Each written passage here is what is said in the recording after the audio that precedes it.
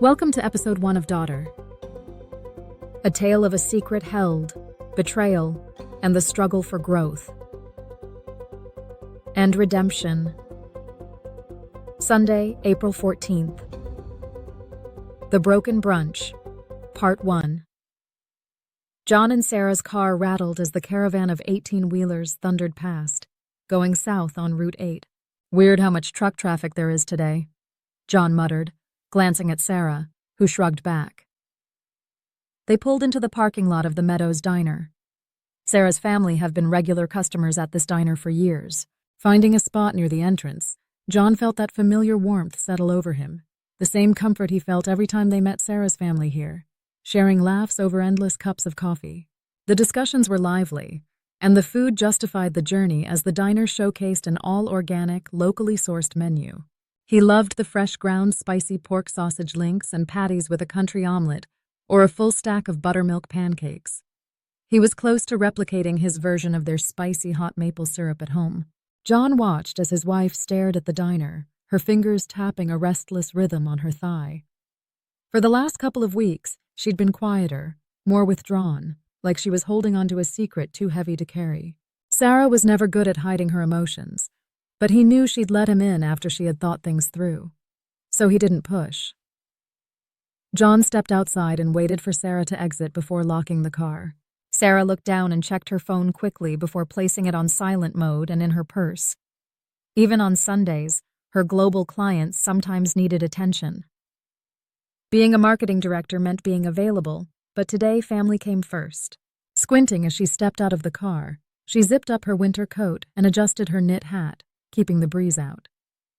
It was one of those tricky April mornings, where Jack Frost tried his best to extend his hold on the season and sap the warmth from your bones. Cold in the shade, deceivingly warm in the sun.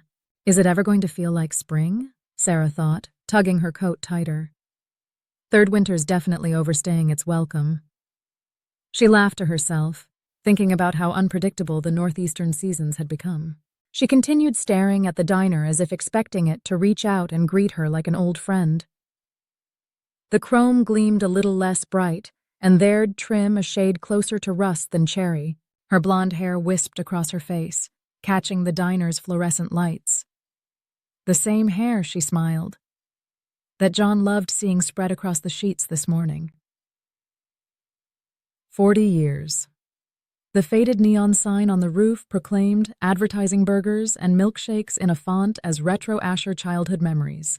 Yet despite the undeniable passage of time, the diner held its ground, a stubborn landmark amidst the ever-evolving shiny strip mall that grew around it. The breeze embraced her with the comforting sense of breakfast and bacon. Lots of bacon. Sara remembered the good times she and her family shared here. Meals after soccer or field hockey games, birthdays, or any occasion when her parents didn't want to cook. Though her parents were both wonderful cooks, they loved supporting the diner and the connections it held with local farms. The now adult family kept the tradition alive by meeting every 2 weeks for Sunday brunch. With a pursed lip smile, she grabbed John's hand and pulled him towards the door. The bells above their heads jangled cheerfully as they entered, though the sound felt slightly off-key to Sara. She could only hope today would be one of the good days. Okay, I have 1 Greek omelet, 2 Western, all with home fries and bacon sides, tall stack blueberry with double sausage, 4 coffees and 2 fresh squeezed OJs. Did I miss anything? No, sounds like everything. Thanks, Penny, said Tony, as everyone nodded. My pleasure, Tony. Is Julie running late? Should I set another place setting? No. Julie won't be joining us this morning. Okay. She walked away as she yelled out, 2 fresh squeezed for 7. A young waitress, wearing a gaudy red and training ribbon, shadowing Penny, came over with a friendly smile and a good morning as she poured hot coffee into their mugs, then chased right after Penny. Sara watched as John chatted easily with her brother Scott. She loved the way he naturally fit in with her family right from the beginning. With her hand on her belly, she gave a sigh, knowing they planned on expanding the family soon. The thought sent an unexpected chill through her, one she'd been feeling more often lately. But this wasn't the time to dwell on those fears. She tilted her head and stared at her father. Something wasn't right.